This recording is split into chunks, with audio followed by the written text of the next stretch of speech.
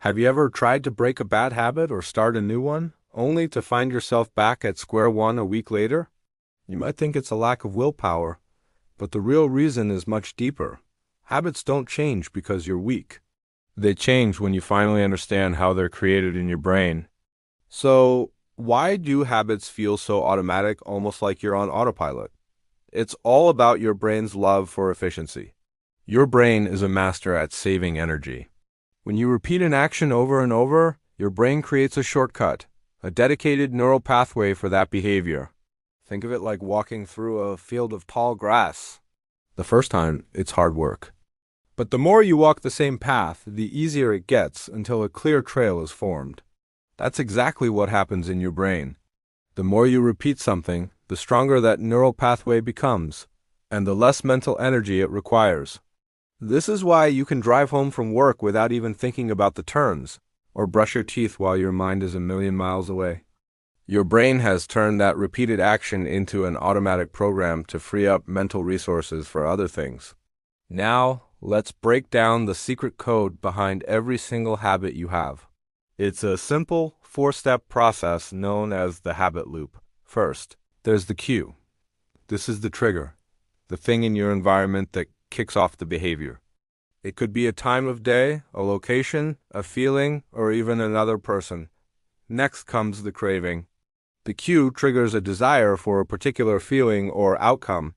You don't crave the habit itself. You crave the change in state it provides. Third is the action. This is the actual habit, the thing you do. And finally, the reward. Your brain gets a satisfying payoff. This reward tells your brain, hey, this was good. Let's remember this loop for next time. If that reward is satisfying enough, your brain will want to repeat the loop again and again, reinforcing the habit until it's completely automatic. So if the process is so simple, why do our attempts to change habits so often fail? It's because we're attacking the problem from the wrong angle. Most of us try to change the action without changing our identity. We focus on the what instead of the who, for example. If you say, I want to run, you're framing it as a goal, something you're trying to achieve. Your identity is that of someone who is trying. But if you shift your mindset and say, I'm a runner, you change your identity. A runner runs. It's who they are. Your actions will naturally start to align with this new identity because you're not just trying to do something, you're being who you are. The goal isn't to read a book, it's to become a reader. The goal isn't to meditate, it's to become a meditator. When your behavior and your identity are in sync, change becomes effortless. Ready to build a powerful new habit? Here's the formula. First, make the cue obvious. Want to read more? Put a book on your pillow. Want to drink more water? Keep a water bottle on your desk at all times. Second, make the action incredibly easy. Don't start by saying you'll run 5 miles a day. Start with 5 minutes. The goal is to win daily and build momentum. The easier it is to start, the more likely you are to do it. Third, make the reward satisfying. After you finish your 5-minute workout, give yourself a little pat on the back or track it in a journal to see your progress. And finally, attach it to your identity. Constantly tell yourself, I am someone who trains every morning. You're not just performing an action, you're reinforcing who you are. But what about those pesky bad habits? The process is simply the reverse.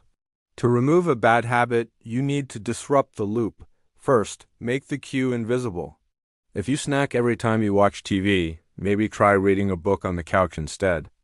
Second, make the action difficult. If you spend too much time on social media, delete the apps from your phone and only log in on a computer. Add friction. Third, make the reward weaker or unsatisfying.